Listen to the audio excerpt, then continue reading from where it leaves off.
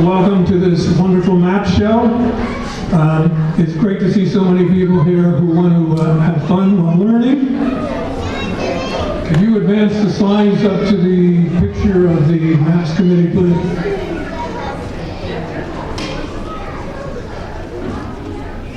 There we go. This is the Maps Committee. When you want something done at MJC, you ask one of these people, because they'll do it. They're all volunteers, and once a month we have a program intended to raise the level of science literacy in our area. And we try to make science fun, interesting, exciting, and we hope you'll study science as well as everything else. Take school seriously. Okay, I have a few announcements to make. Can we have the next slide, please? How many have visited the Great Valley Museum?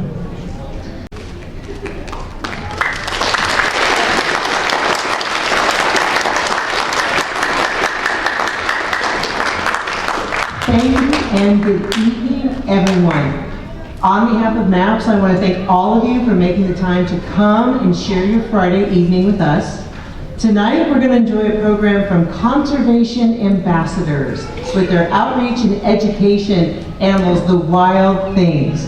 Tonight's program is Animals of the World, and without further ado, I give you Conservation Ambassadors. Let's make them welcome.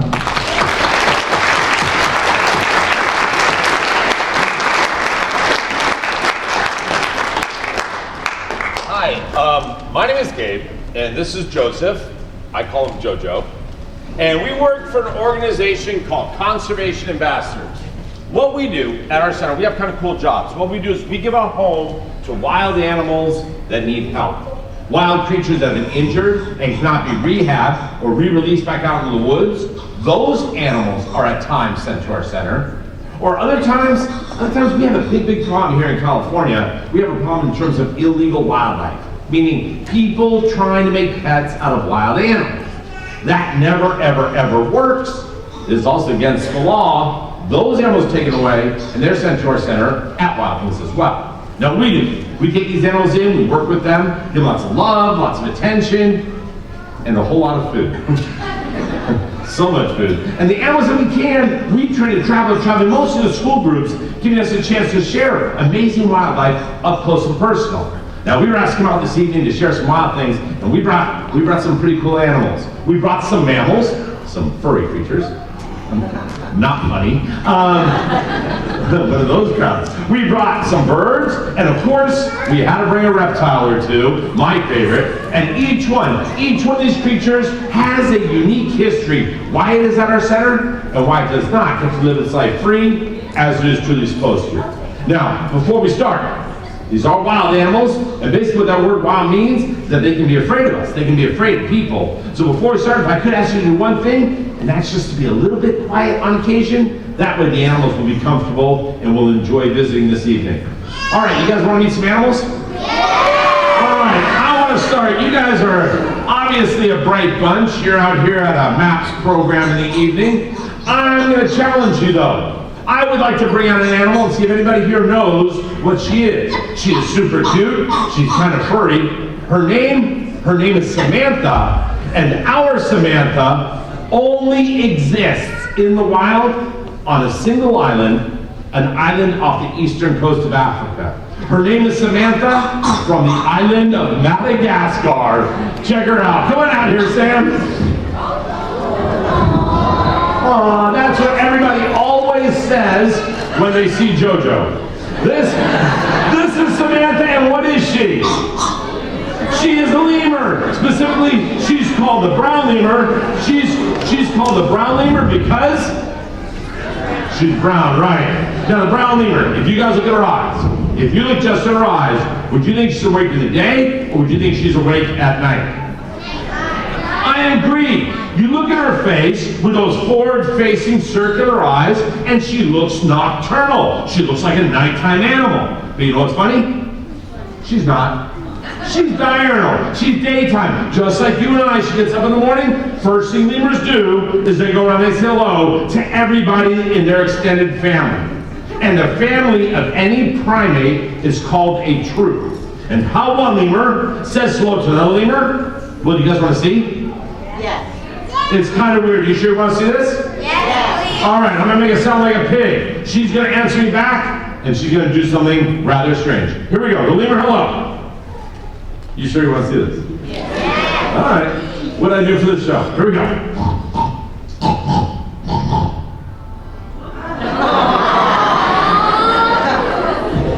I told you it was weird. All right, to get this show started right, everybody, turn to the person next to you and say hello like it. No, don't do this. Now, lemurs, they get up in the morning. They say hello. They greet one another. Then she takes a bath. The bathing for her involves her teeth. She has a very specialized set of teeth. Her lower teeth and her bottom jaw stick straight out like this, forming a dental comb, a tooth comb. She combs her fur, she keeps her fur in perfect shape, and then, that tickles. Then she goes looking for food. She jumps from one tree to the next, looking for fruits and flowers and leaves and bugs. Would you guys want to see her jump? Yes. Amazing jumping ability. Some people call them the leaping lemurs. Ready, Samantha? Go! How's that? Now that wasn't a jump.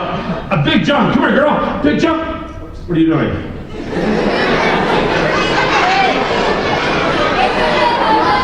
Seriously? Samantha, the lemur you are looking at, is 42 years old. Samantha only jumps as far as Samantha wants to jump.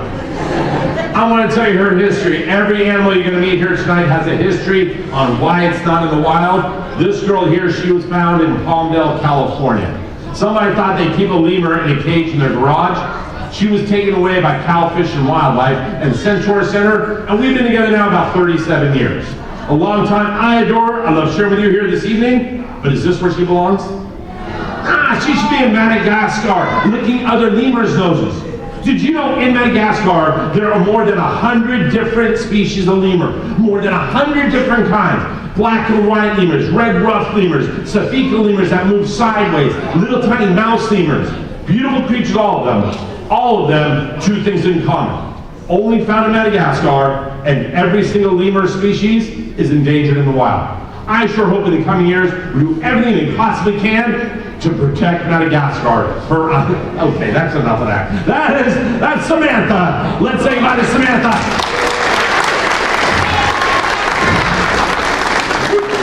She likes JoJo best. Do you know why she likes JoJo best? No, because he's also a very primitive primate. I need a volunteer. Let's see. You right there. You're fast. Come on up. Please walk slowly up the side stairs. Do not fall off the stage. We'll get in trouble.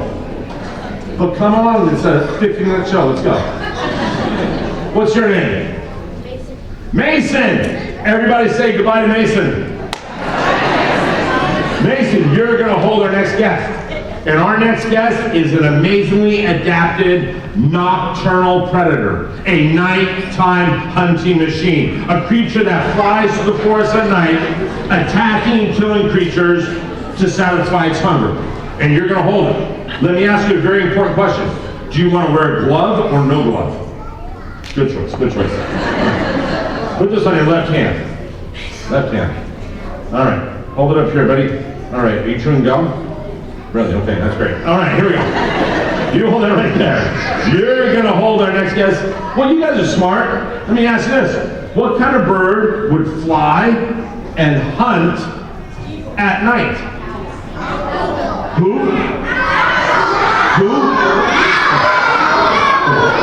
They don't get any better. His name is Archimedes, and you're about to meet a powerful nocturnal predator, the beautiful great horned owl. Come on out here, Archimedes. Archimedes! Whoop! Mason! You scared the poop out of him. Well, you can clean that up after we're done. All right, this bird here is an amazing nighttime hunter. And I want to talk about some of the adaptations that help the great horned owl. But first, we're going to let Mason get a chance to hold. Mason, have you ever done this before? All right, here we go. Squeeze really tight. Keep it nice and, all right. Very good. All right. This is the nighttime predator.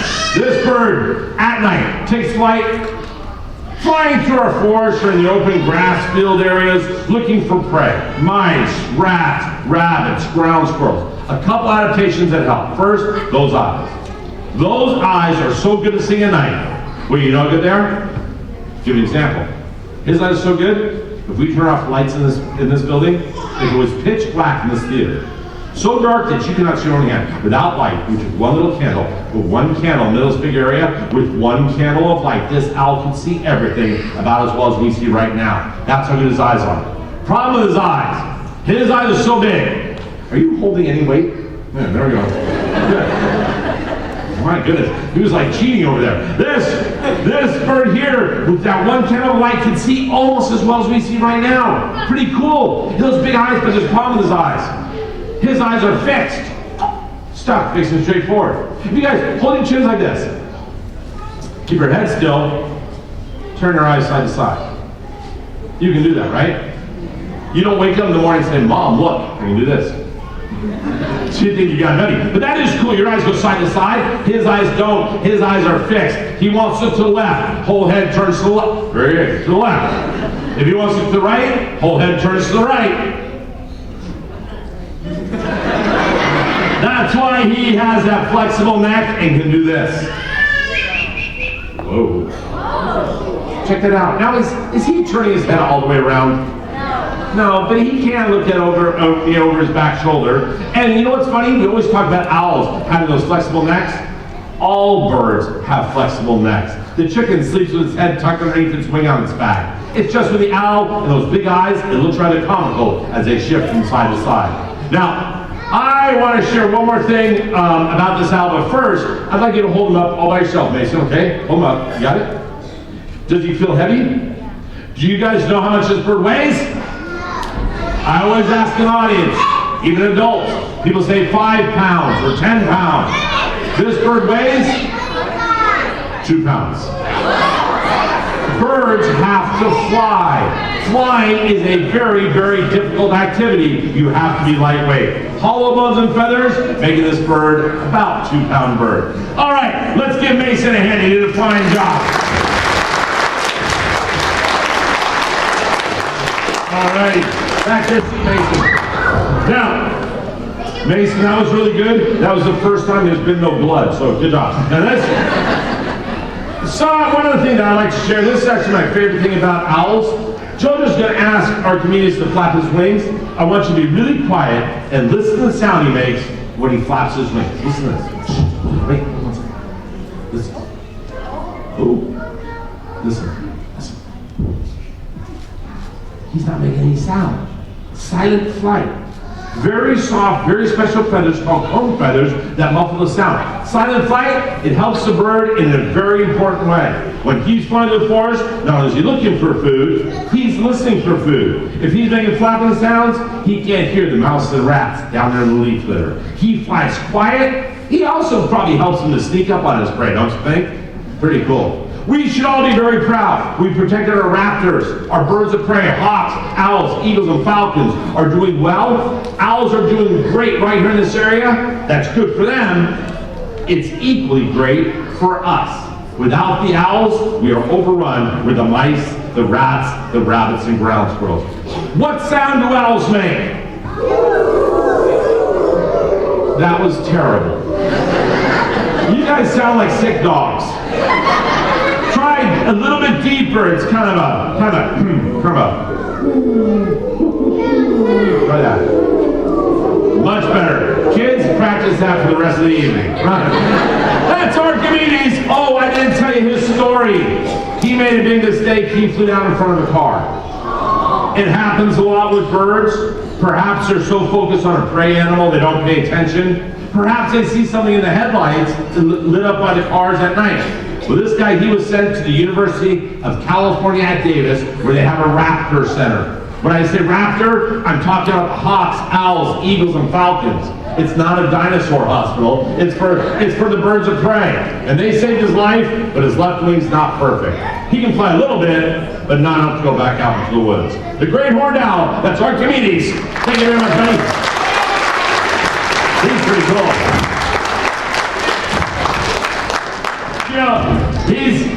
It's so neat to be able to share the owls and to talk about their weight like that, because that looks like a big creature. They're only about 2 pounds. But even though he's only 2 pounds, he has no problem preying on up to the size of a skunk. They're amazing predators. All right. Let's see, I know what I'd like to share. I need another volunteer. Let's see, how about we go, let's see, how about share there with hat on? Come here. Go around that way just for keeping it even. What's your name? Parker. Parker right here. Did you get that? Parker right here. Never mind. That's Parker, you're going to hold our next bird. And our next bird makes this sound. Kind of a. And soars free right here in this area. Her name is Tawny, and Tawny is absolutely gorgeous. Put this on your hand, Parker. Left hand. Hold it up here like this. Protect your face. She's going to be kind of hard, all right? So she can come flying in. Her name is Tawny. She'll be flying in from right over there. Just kidding. Here she comes. Check out the great. This is Tawny, and she is the red-tailed hawk. This is the red tail. Now, obviously, she's called the red tail because what color is that tail? Red. Not only looks that red, it looks more kind of rusty brown color.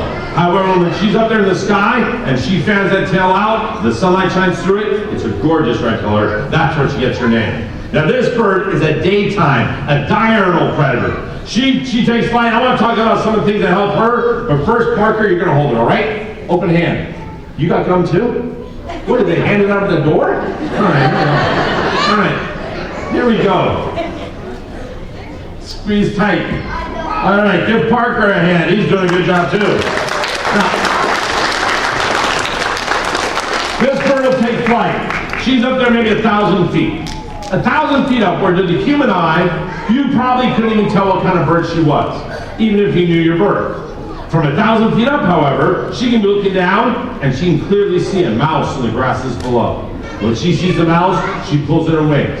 What happens when she pulls in her wings?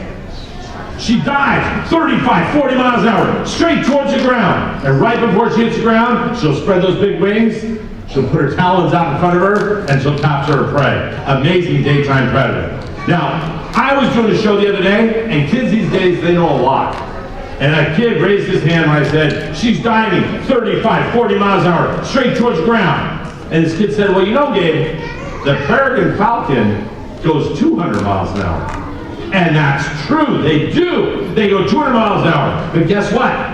The peregrine falcon does not go 200 miles an hour towards the ground. They're hunting birds up in the sky. A really bad idea to go 200 miles an hour towards the ground. This bird, 35, 40 miles an hour, spreads its wings, puts the talons on front of it, and captures its prey. Now, we don't know exactly what happened to this bird, but what we think happened to Tawny, we think she was so focused on her prey, she didn't pay attention to maybe a power line or a telephone cable, and she hit her left wing. And right here on her wing, she had a little injury. She was sent also to a raptor center, and they saved her life, but she... Look what she's doing. Watch what she'll do. Watch this. This is kind of cool. Usually she'll take the leash off my hand. She's preening me. She's saying, Gabe, you're a mess. Anyways, this bird here, she has an injury to her wing. She can fly a little bit, but not enough to go back out in the wild. All right, Parker, open up your hand. Give Parker a hand. He did a fine job. Outstanding. Kids, does she look angry? I think she looks mad all the time. Look at her eyes. She has those big bumps above her eyes. The same bumps your parents get. Those are like the front of a baseball cap. They block the glare of sun from getting the eyes. You do not want to make mistakes when diving towards prey. They have that kind of block. It gives them a very stern expression. It's probably one of the ideas, probably why we name our soccer teams and our school mascots after the Raptors, because they have that very stern look to them. Another bird that's doing very well. This is a hawk that's found throughout most of North America, one of the most widespread hawk species on the planet. The beautiful red-tailed hawk. If you wave to her, she might wave hello back. Let's see. You guys want to know how we get them to wave their wings?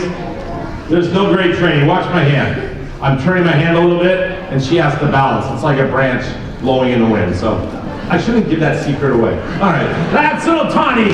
Let's say bye to Tawny.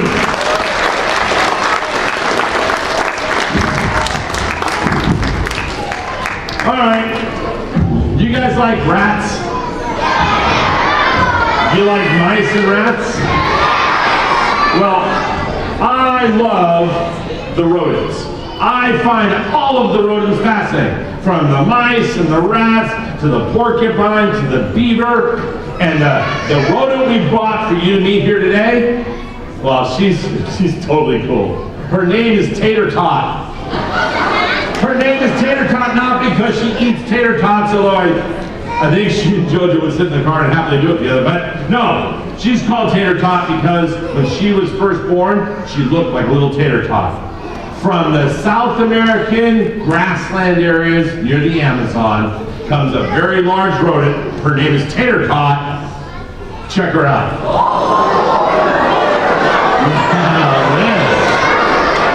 This is Tater Tot, and what is she? Capybara. Now that's actually amazing to me. See, back when I was a kid, which was not that long ago, okay, it was that long ago, but still nobody really knew what a capybara was. They were kind of like a tribute animal. And maybe if you had studied a bit about wildlife, you might know the capybara. But ever since these guys have been discovered on social media for doing funny things, like sitting on the backs of crocodiles, or hanging out next to jaguars when the jaguars devour their prey, or baby capybaras surfing on the backs of mom capybaras in the waterways, these guys have now become one of the most famous animals on this planet. But I'll tell you what, the capybara's life is not nearly as glamorous as it's made out to be online. Kind of like the rest of us. But no, they survive in the South American rainforests alongside top-tier predators like crocodiles, caiman, anacondas. And these guys, they have to be ready to survive when they're first born. So on day one, a capybara that's just been born can already walk and run. They can already swim. Do you know what you guys could do when you were 1 day old? You could cry and hopefully poop. That's about it. These guys are running through the forests of South America. At 4 days old, she'll start to eat solid foods and continue to nurse on mom for milk. So at 4 days old, they really start to grow. And she will grow and get bigger and bigger. And even Tater Tot here, who already weighs about 70 pounds, is going to keep on growing until she weighs closer to 100 pounds, making capybaras the largest rodents on this planet. And yes, you are a rodent. And like all rodents, she actually has ever-growing teeth. The forefront teeth in her mouth are constantly growing. So she needs to chew on hard woods or hard foods in order to keep those teeth at a healthy level. Now, Tater Tot, though, she actually came to our center in a really weird way. See, there was a breeding program out in Arizona, a place that bred animals for other zoos. But their owner unexpectedly passed away, and they had to shut down and find homes for all of his animals. So they called us up, asking if we could give some animals a home, and we took in some amazing creatures, including a capybara that showed up at our center and gave birth 2 days later. Now here's the thing. Tater Tot's mom, she was taking care of the other babies, but she rejected little Tater Tot. So you know what I had to do? I had to take her in my home. I had to give her a bottle every 2 to 3 hours. I had to make sure she was getting all the right foods. She's since become best friends with my little dachshund, my wiener dog. They're good buddies. But do you remember I said she likes to chew on hard objects? Yeah, well, Tater Tot, she can care less if an object is hard or not. You know what she cares about? Whether or not I love it. If it's my brand new video game controller, my favorite t-shirt, my coffee table, if I love it, she chews on it and she is rapidly ruining my life. She's since moved to a proper enclosure outside. But even though I've been raising her since she was about 4 days old, does she belong in my home? No, she belongs in the rainforest of South America. That is where she truly belongs. And you know, have you guys seen her flick her ears? She does it a lot. Do you know what that is? That's a happy behavior. That's like a dog wagging their tail. When she flicks her ears, she's saying she is one happy tappy. And she does a chirping noise called trilling. That's her excited social call. And if she's nervous or upset, she lets out a bark. It's like a bark meets a grunt. And that says, hey, there's danger in the area. Now, I do think she's an absolutely amazing creature, but our next guest is easily the smartest thing I've ever had the pleasure of working with, and that includes Gabe. But he's an amazing creature from the same Central to South American rainforest. You're about to meet an amazing animal. His name is Darwin. Check him out. This is Darwin, and he is a capuchin monkey. Everybody say capuchin. No, you gotta go like this. Capuchin. I just like to do that. Now this guy here, the capuchin, you know how they got their name capuchin? It's kind of a strange story. In France, in Europe, where there are no monkeys, there are priests, Catholic priests that wear a black cap and a brown cloak. And when the first explorers got to the New World, they saw these monkeys and said, oh look, they're dressed like the capuchins. That's how they got their name. It's also where we get the name for a cappuccino coffee drink. But that's a different show. Now this guy here, he's a lot like us. Hold up your hand like this. Go like this with your thumb. We don't think about this every day. This is called an opposable thumb. This thumb that touches their other fingertips, they oppose one another, enabling hold a drink. What are you doing? Hold a drink, throw a ball, climb a tree. He has the same kind of thumb on his hand. You know what he has that we don't have? Raise your hand if you have opposable thumbs on your feet. You don't have thumbs on your feet, you have big toes. But this guy does. He has 4 hands. He's such a great tree climber. He jumps from branch to branch. Darwin, let's show him a big jump. Big jump. Oh, that's nothing. No, don't clap. If he wanted to, he can jump from this table and he can land on this nice lady's head. Do you guys want to see that? I tell you, this audience has an edge. Now, as he's jumping, his tail is also kind of a balancing tool. Darwin, a very famous musician in Los Angeles, thought he was above the law, and he bought a baby monkey. He paid $27,000 for Darwin. Darwin was taken away from his mom when he was 4.5 weeks old. He should still, he's 4.5 years old now, he should still be with his mom. And this guy here, he was taken away by Fish and Wildlife. Do you know how the guy got caught? He was posting pictures on Instagram and he got himself in all sorts of trouble. Darwin was sent to our center, and he now lives with other capuchins, and he's doing well. And I sure love him, but boy, I wish he was back in the wild. I wish he was living his life free. I wish he was in Costa Rica. I wish I was in Costa Rica. Now this guy here, he should be living his life out in the wild. Hey, for you kids, any of you kids interested in being close to monkeys in your life? You know what you should do? You should really make a commitment to study science in school and get a job working to help save these guys. Working to help save the rainforest, the habitat that they call home. You know, here's the deal. Everybody loves monkeys, but 90% of the world's primates are endangered in the wild. 90%. This one is actually doing pretty well. Do you know why? He comes from Costa Rica. And Costa Rica, as a nation, protects their forests. He has habitat, he's thriving. Shows me we give the animals a little bit of land, they will do just fine right alongside of us. Now, he is smart and he does use tools. He'll take sticks. Oh, he took my microphone. Thank you, buddy. Yeah, I know. He'll take sticks and he'll stick sticks in holes and pull out termites and ants. He'll use rocks to crack open hard seeds and nuts and shells. Very, very intelligent. He has a language. Hey, you guys want to learn it? To say hello, everybody bend forward. No, you don't say it like that. Bend forward. Rock your head around like this. Rub your belly and go. You look absolutely ridiculous. That's pretty good. That's how they say hello to one another. That's a greeting and an appeasement display. Did you just see what he just did there? He went and looked underneath the table. We were just at Folsom High School in Folsom, California. And underneath the table, Darwin found the biggest wadded chewing gum I've ever seen in my entire life. Now, every single table must be thoroughly inspected. Yeah, amazing, amazing creatures. Very, very intelligent. As much as I teach him, he teaches me. You want to come close? Come here. Close here. He likes to bite the dog first. There we go. That's an exciting greeting right there. You guys know each other? You guys see those choppers? Yeah, come on, big guy. They're amazing animals from Costa Rica. That's little Darwin. Wait, Darwin, do you want to say hello? Yeah? Say hello, right there. Nope, that's it. All right, that's little Darwin. Let's say bye, Darwin. All righty. Jojo, where did we put that little alligator? Oh, I don't know.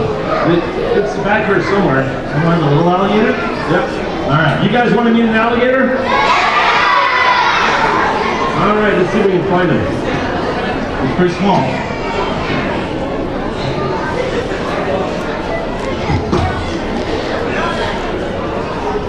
His name is Spike, and Spike, well, I'll just let him introduce himself. Like working with a dinosaur, this is Spike, 6.5 feet, 100 pounds of North American alligator. Isn't he cool? That's my best reptile joke. Isn't he cool? Cool. This is Spike, and he is the North American alligator. Beautiful creature, wonderful animal. Is the first question people always ask is, Gabe, why doesn't he bite you? Nobody ever asked that question with the beautiful little monkey we just had out, but they always do with the alligators. By nature, alligators are not very aggressive. They're crocodile cousins, a little bit of a different story, but alligators are kind of easygoing.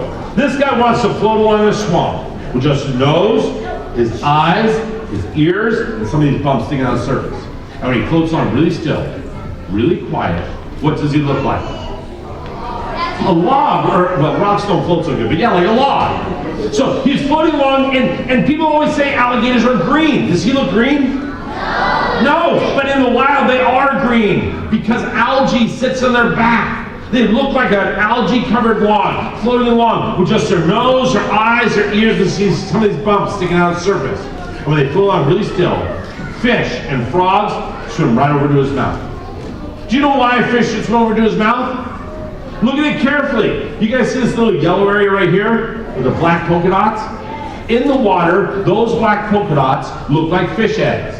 And fish love to eat the eggs of other fish. They swim over, start nibbling right on his jaws. Not so good idea. He hunts by camouflage, waiting for those animals to come to him. Some adaptations that help him. His nose is like a snorkel. He can see out the little tip and can breathe. His eyes, totally cool. I'm gonna close his eye, and when his eye opens back up, you're gonna see a lens go sideways. Watch his eye, watch this. Watch. Hold on. Did you see it? Yeah. He has a clear membrane, it's called a nictitating membrane. A clear lens, he can see underwater as well as above the surface of the water. So cool. He can close his nose, his ears close up, his eyes get covered, even his throat is closed. You guys want to see inside his mouth? All right, I'm gonna open his mouth, just how like you. And I'll open his mouth. I want you to look at the big white tongue, and his throat is closed in the back by a flap. It's called a gullar flap, so that when he catches that fish, he doesn't gulp down a bunch of water. So here we go, opening the mouth. Actually, I've never done this before, but I saw it on Animal Planet. No, I'm just kidding. We've done it once twice. Here we go, opening the mouth. Here we go, ready? Oh. Oh, you know what? To open this mouth, I'm gonna need some help. Not that kind of help. Although I appreciate the enthusiasm, I need you guys to say, open sesame. Open sesame. Say it again. Open sesame. Check it out. I don't know why that always works. Oh. Look at that big white muscle tongue, and see how it's closed in the back? So cool. That way when he catches that fish, close sesame. That when he catches that fish or frog, he doesn't fill his belly with water. Alligators. Well, this guy was an illegal pet. He was found in Los Angeles, and he's been at our center now over 30 years. And I guess if there's one message I'd like to get across with him here today, it's this. When I was a kid, alligators were almost gone. The alligator was on the endangered species list. This is a creature on the brink of extinction because of the skin. People thought the skin was so neat they made boots and belts and wallets and purses. So many alligators were killed for their skin that our largest reptile here in North America became an endangered species, almost disappeared. But you know what? We stopped. We protected them, and now there are so many alligators once again in Florida. Oh, attack the photographer. There we go. There are so many alligators once again in Florida and Texas. These guys, they made such a strong comeback that these guys are thriving. They're causing problems. I think it's great that they're making nuisance of themselves and doing very, very well. You know, Spike here, he is very, very good-natured, but at our center right now, we have 22 alligators, and all of them are very easy to get along with, very easy creatures to get along with. You guys think it's beautiful? I need, keep putting back on the table, Josh. I need a volunteer. Let's see, how about, let me get let's see, how about, okay, yeah, you're right there, come on up there. Come around.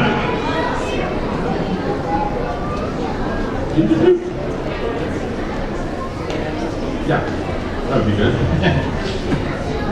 This is the best part of my job. Come right here, what's your name? What is it? Jameer, come right here. Have you ever pet an alligator before? You're gonna feel an alligator. Which hand do you write with?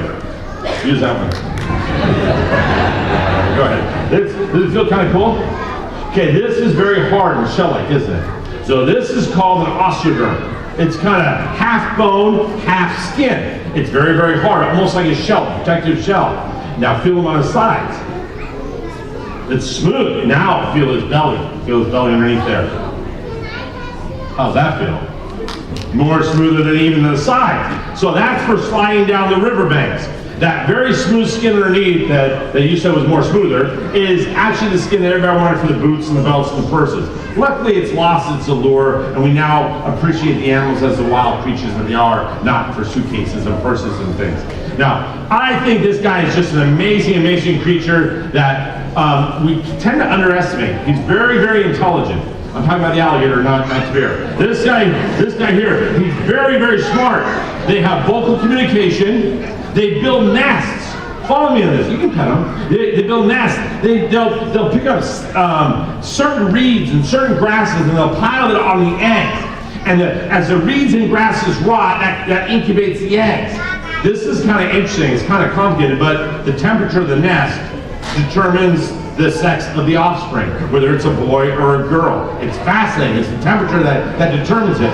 Amazing creatures that are kind of like the caretakers of our swamps. That's Spike. Let's say goodbye to Spike. No,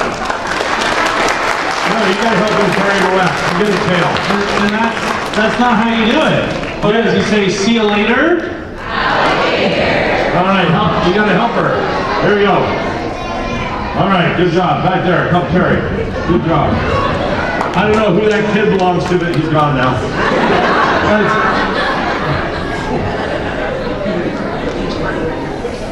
Amphibians. Creatures like frogs and salamanders. They start their life in the water, then change, and can hop around dry land, right? Yeah. Most amphibians, frogs and salamanders, eat bugs. This guy, he's a frog, and he started his life eating bugs, but he has since graduated to mice, rats, and small birds. From the grasslands of Africa comes Dewey Hopper. Come on out here, Dewey. This is Dewey Hopper, and he is the African pixie frog. This guy here is so cool. First, sit him up. Look at that belly. Look at that belly. No, that's... This is going to be a long drive home. You know what? The pixie frog. He's special for many reasons, but I want to tell you about one. Where this guy lives, life is hard. Where he lives in Africa, half the year is lots of rain, lots of water. The other half of the year it's hot and dry like a desert. Rainy season, ponds, puddles, rivers, streams. These guys are doing great. They're hopping around. They're eating everything they can. The girls are laying eggs. Eggs hatch into tadpoles. Life is good, right? Then the dry season comes. The rivers, the ponds, the puddles, they all dry up. He's running out of water. Other animals like zebra and giraffe, you know what they do? They leave, they're migratory. They go on hikes looking for water and green grass. Well, look at this guy's back legs. How far is he gonna hop? He is not gonna hop across Africa. It's not gonna happen. So instead, you know what he does? So cool. Right before all the water evaporates, right before the ground gets rock hard, he digs down in the mud, about this deep, about 2 feet deep. And the mud, closes it on top of him, becomes hard as rock. Now, funny thing with mud, when mud dries, mud cracks, and that lets some air get down the frog. So he sits down there in this cave, and now he can dig in wet mud, but can he dig out of dry mud? No, it's like concrete to him. He's stuck. He builds this little cave. Here's where it gets interesting. His skin starts to ooze. This white mucus comes out of every part of his body. He coats his whole body in this white, slimy mucus bubble. The bubble gets hard and crispy, like an extra layer of skin, and this frog sits down there in the ground, in that cave, in that mucus bubble, for 6 months. No food, no water, no PlayStation. I know, nothing. He just sits there and he waits and he waits. Next year's rains come, he feels the moisture, kind of wakes him up. He cuts through the bubble, he eats the bubble. It's very low carb. He eats a bubble, he climbs up, and he starts his life cycle all over again. This frog can live to be 10 years old. Every year, half of it is underneath the ground. Now, I want you guys to think about his story. This African Pixophalus frog, he was found in the wild in Africa. A family that was lucky enough to travel to Africa stole this guy out of the wild, and they tried to smuggle him back to the United States. They got caught. They didn't really mean any harm other than they thought he was cool and they wanted to take him home. But they got caught and he was taken away and sent to us. Now think about it. Think about the stories that he could tell. One minute he's in Africa, the next he's at Modesto in the theater. This guy, his life is taking a very, very strange turn. Now, he looks cute, and I know some of you want to kiss him and see if he's a prince. But you know what? I think that'd be a very, very bad idea. This frog has very sharp fangs, a bite that can take the skin off your finger, and he's a predator. And when he swallows his prey, he sits there and a mouse walks in front, boom, gone. And when he swallows his food, he always goes like this. They go, Have you guys ever watched frogs eat? They all do this. They all close their eyes and tilt their head back. Do you know why? Frogs don't swallow with their tongues. When frogs get food in their mouths, they tilt their head back and then close their eyes, and the back of the eyeball actually pushes the food down their throat. Frogs swallow with their eyeballs. Everybody try that tonight at dinner. That is Dewey Hopper, the pixie frog from Africa. Say bye, Dewey. You know what sound he makes? What sound do frogs make? Not him. He goes, That's the only sound we've ever heard him make. All right, a little bird. Small bird with a big voice. His name is Kono, and they write songs about this bird singing, and he's sometimes referred to as the Bushman's alarm clock in Australia. His name is Kono, and I hope he makes his call. He didn't do it earlier when I asked him, so if he doesn't, I'll just appear foolish, but we'll try for it. His name is Kono from Australia. Check it out. Oh, look how fluffy he is. This is Kono. Any idea what he is? This is a kookaburra. And the kookaburra sits in the, what? Very good, we'll put you in the show. This guy here, he's an amazing bird from Australia. And every morning, these guys get up in the morning and make this great call. And I'm gonna see if we can do it. Come up here. We'll see if I can get him to call. Ready?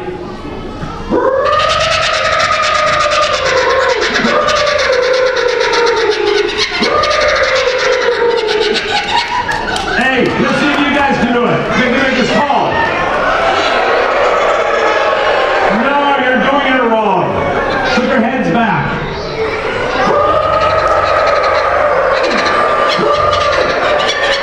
Now he's just laughing at you. Now, the common kookaburra from Australia. This guy here, he came to us in a rather strange way. A lady bought a kookaburra and tried to keep it in her yard outside of Sacramento. And it's not against the law to do this, but every morning this bird would wake up and make this call, and the neighbor said, this is not gonna fly.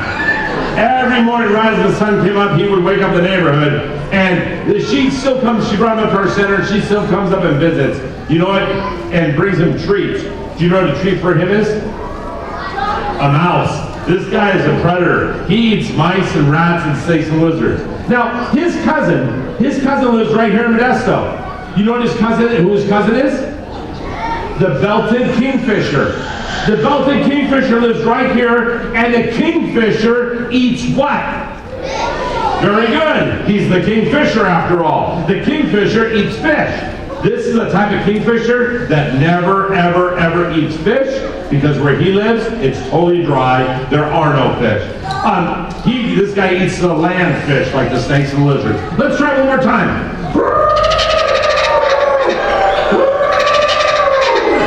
I want to see if I can get him to go a little bit further in his call. Let's see if I can get him to go a little bit further. Ready? Hi, buddy. Ready?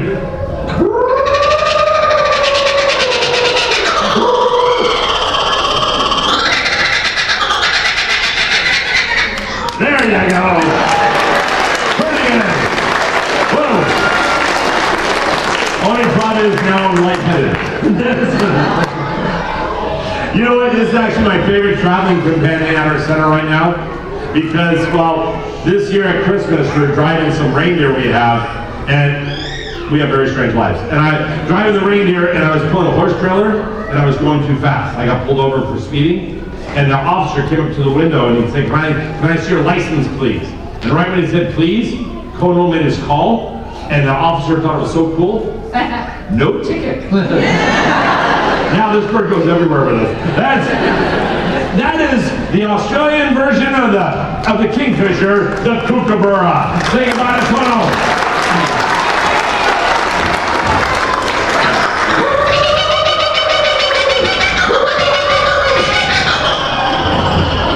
Now he's got it going on. I was worried about that for a while. He stopped making the call, and I think it's a seasonal thing. He's just kind of changing it a little bit. So usually he's spot on. Did you guys enjoy those animals? I hope you did. I hope you learned something. But more important, we need your help. Actually, you know what? I don't need your help. The animals need your help. Wild creatures. Wild creatures need us all to get involved doing easy things. Things like recycling. Things like keeping the environment clean and picked up. Things like not wasting water. You know, this is the part of the show. I end every show by talking about these things that we should do. And it's a little bit embarrassing, because you are all very intelligent people, and I'm standing here saying, let's not litter. Let's use stuff wisely. It should just be common sense, don't you think? We do those easy things, and wild animals can thrive right alongside of us. And I think that makes the world a very, very interesting place. What time did you ask? 52. Do we have time for a couple questions? Cool. Not hard ones. Yes, back there. 22, do you guys have a big water area? Do the alligators live in water? Yeah, they do live in water. And no, we have a terrible well, but the alligators don't require as much water as you'd think. They have big ponds, and the ponds stay full, and then right now, the biggest problem is we're in the snow, so we bring everybody in for the winter months, and that is a big building with lots of small ponds. But that's a very good question. Yes, they all require water to have a healthy life. Yes. Yes, right there.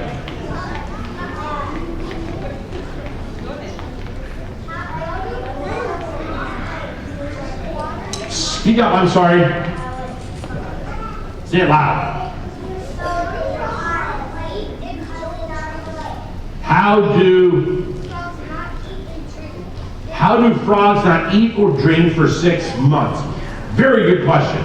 You know what? They hopefully have enough in reserve in their body, and they go into what's called a torpor. Everything slows down. Their respiration's slow, their heart rate's slow, and they carry a water bladder everywhere they go. They carry water with them. It's like a canteen or a water jug. And you know, I don't know if you've ever picked up a toad and everybody says, oh, they pee on their hand. Toads do that too. They always carry water with them. That's just water that's being stored in their body. We have a toad in this area that does the same sort of thing as the pixie frog, but in reverse. We have a spadefoot toad that goes underneath the ground and stays there to escape the summer. To sit down there, to escape the winter so it can come up in the summer. They escape the cold weather. So it's kind of the opposite of the pixie frog. Yes? How old do alligators live? Alligators can live to be 90 years old in captivity.